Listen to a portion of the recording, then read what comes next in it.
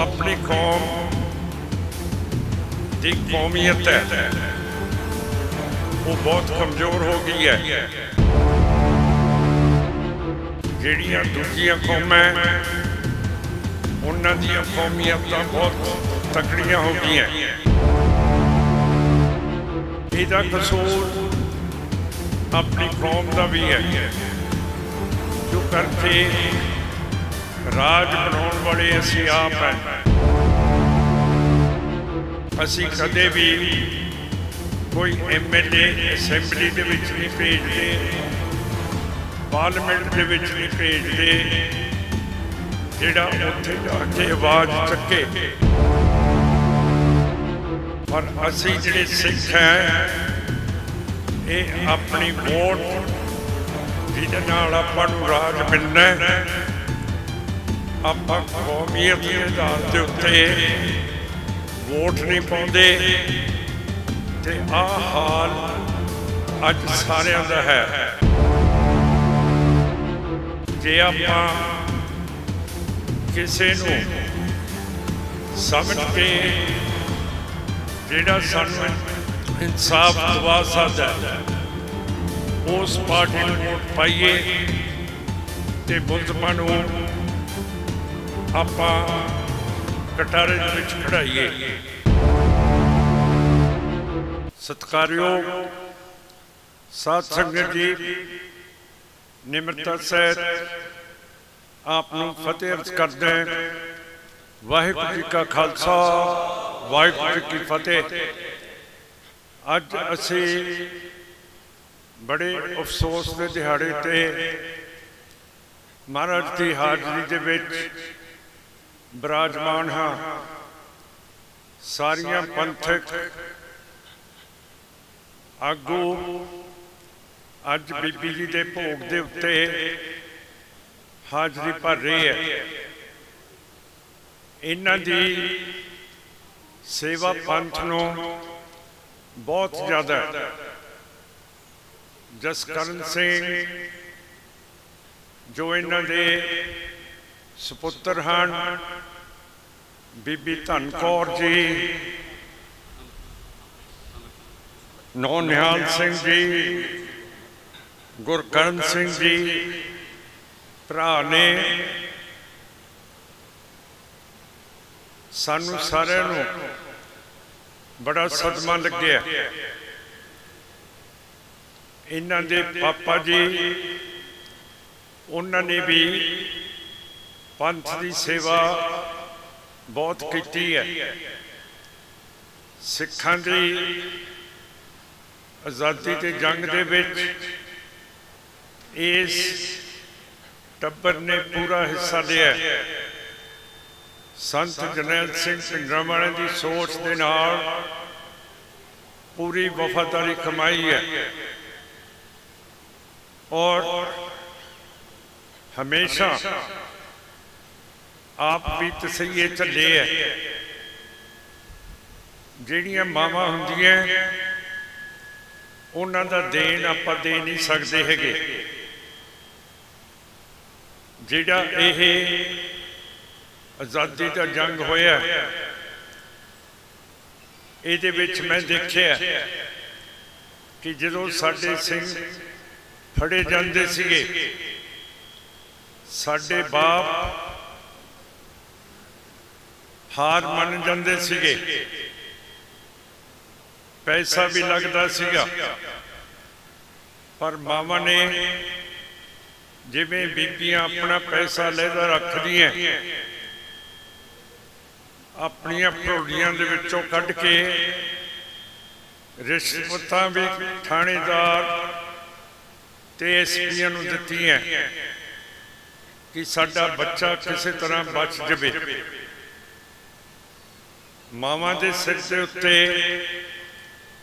1984 का जिहड़ा जद्दोजहद चली है, आज़ादी की मंग की लोड़ पई है, ये सारिया मावां दे सिरां ते असी अज सारे जिउंदे फिरदे हैं। इन्हां दा देन आपां कदे दे नहीं सकते। सरदार जसकरण सिंह ने बेअंत सेवा की है इस संघर्ष के विच ते अज भी कर रही है। जिवें सिंह साहब ध्यान सिंह मंड ने दस्सिया है, यह जथेदार कौंके दे नाल भी जगराउं दे CIA स्टाफ दे विच रहे है और इन्हां ने अखी देखिया हाल एक हरफनामे दे विच लिख के सुप्रीम कोर्ट नूं भी भेजिया। वो एडा भयानक है कि सुप्रीम कोर्ट उसनूं देख के फैसला नहीं करती। सरदार प्रकाश सिंह बादल के कोले भी असी वफद लेके गए, जथेदार कौंको दी शहीदी का, ते सरदार जसकरण सिंह ने देखिया कि जथेदार कौंके दे अंग अंग घोट ने SP ने संधू DSP जिहड़ा लंबी दा इन्हां सारियां ने कोले हो के जथेदार कौंके दे अंग जिहड़ा वड्डा छुरा हुंदा है झटकाइयां दे कोले उन्हां नाल वड्डिया, वड्डे बोरे दे विच अंग पाए, फिर सतलुज दरिया दे विच जिथे पानी गहरा है उत्थे बोरा खोल के ते जथेदार कौंके दे अंग अंग उहदे विच सिटते। सो सत्कारयोग साध संगत जी, ये भयानक असी देखे है। फिर असी उस वेले चीफ मिनिस्टर बादल साहब सी, उन्हां कोले गए, सानू पता नहीं पर उन्हां नूं दया आई, उन्होंने एक कमिशन DGP तवाड़ी थले बिठाता ते तवाड़ी कमिशन की रिपोर्ट के विच जिहड़ा SSP घोटना सी, DSP सोटी सी, DSP संधू, एक थानेदार सोटी सी, वो सारा तवाड़ी कमिशन ने लिख के दिता कि किमें जथेदार कौंके दा अंत होया। कमिशन ने रिपोर्ट देती, उस तो बाद चीफ मिनिस्टर बादल साहब ने उसके मगरों कोई कार्रवाई नहीं की। ये साडी सिख कौम का भविख है कि जिहड़े भी जुल्म होंदे है, हिंदुस्तान की सरकार सिखां दे जुल्म जिहड़े होए है उहदी तफ्तीश नहीं करवाउंदी है। साडे ते जिहड़े इन्ने भयानक जुल्म कीते गए है, ब्लू स्टार दे संतां दा जे नहीं सानू पता लग्या कित्थे संस्कार कीता, कित्थे भोग पाया, कित्थे फुल पाए है, कोई पता नहीं है। इहदा कसूर अपनी कौम का भी है, क्यों करके राज बनाने वाले असी आप हैं। असी कदे भी कोई MLA असैंबली दे विच नहीं भेजते, पार्लीमेंट दे विच नहीं भेजते, जिहड़ा उत्थे जाके आवाज चके ते सरकार की जिम्मेवारी बने कि उसका जवाब दिता जाए। सो अपनी कौम की कौमीयत है वो बहुत कमजोर हो गई है। जिहड़ियां दूजियां कौमां उन्हां दीयां कौमीयतां बहुत तकड़ियां हो गईयां और असी उन्हां दी ईन कबूल कर ली है।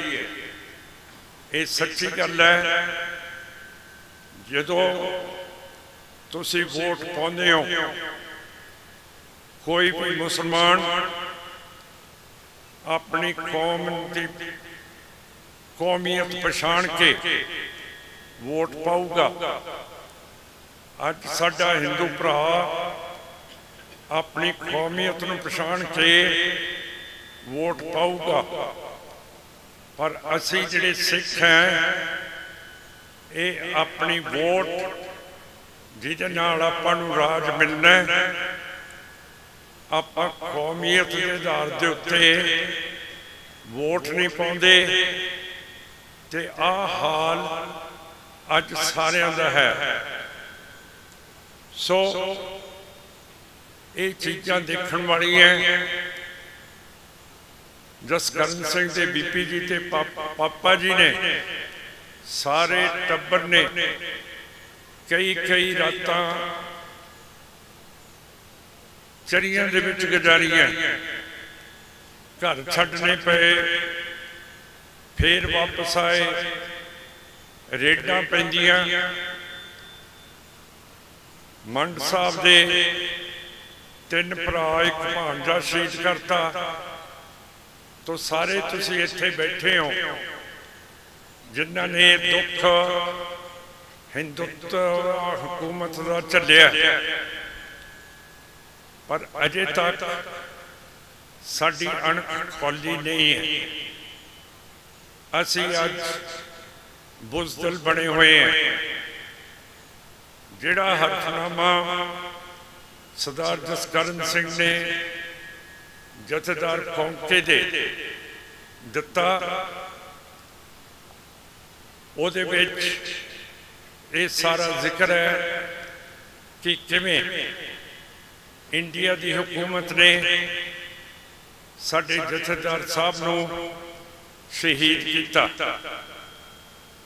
पर इहदा एक्शन तां हो सकता है जे आपां किसी नूं समझ के जिहड़ा सानूं इंसाफ दवा सकदा है उस पार्टी नूं वोट पाइए ते मुलजमां नूं आपां कटारे दे विच खड़ाइए।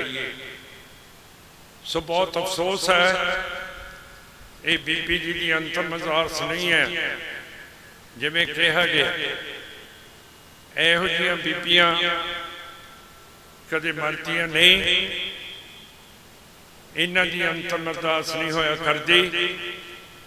जदों तुसीं इन्हां नूं याद करोगे इन्हां दी अरदास हुंदी रहूगी। सो मैं आस करदा कि जिहड़ा विछोड़ा है इस परिवार नूं, सिख इतिहास नूं, सिख पंथ नूं आपां सारे इकट्ठे होके इस परिवार दे नाल साथ देवांगे और जो कुछ इस परिवार ने पंथ के लिए किया है ये इतिहास दे विच लिखिया जाऊगा। सो मैं अंत दे विच बीबी जी का यही कहना चाहुंदा कि अंतिम दिनों दे विच वो कहंदे सीगे कि जे तोथों साडे सिरां तो ये जालिम हुकूमत नहीं लथदी तां मेरे ढिड दे नाल बंब बन दो ते मैं वड्डे तो वड्डे बंदे नूं चिम्मड़ जूंगी। सो इस तो ज़्यादा तो कोई कर नहीं सकता। ते इंडिया नूं भी मैं दसना चाहुंदा कि जिहड़ा तुसीं जुल्म कर रहे हो, जे इहो जिहियां बीबियां ने अपना इरादा बना लिया कि असी अमन पसंद तरीके दे नाल अणख नाल सिख कौम जिंदा रहना चाहती है, तो फिर मोदी साहब, अमित शाह जी, कांग्रेस वाले हो, इस कौम को खत्म नहीं कर सकते। वाहिगुरू जी का खालसा, वाहिगुरू जी की फतेह।